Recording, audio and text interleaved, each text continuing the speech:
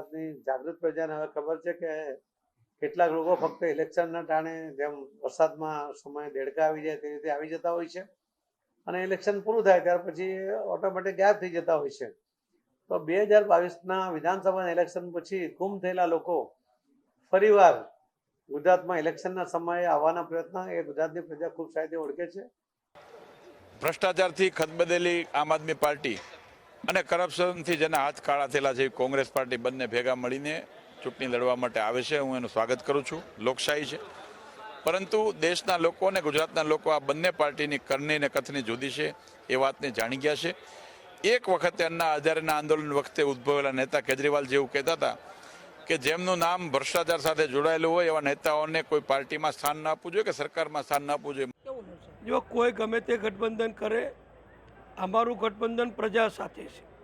એ લોકોનું પક્ષોનું ગઠબંધન છે, ચૂંટણી પૂરતું ગઠબંધન છે. અમારું પ્રજા સાથેનું જોડાણ દાયકાઓ જૂનું છે. ભારતીય જનતા પક્ષ ને ગુજરાતની પ્રજા એ હંમેશા એકબીજા સાથે સંકળાયેલા છે.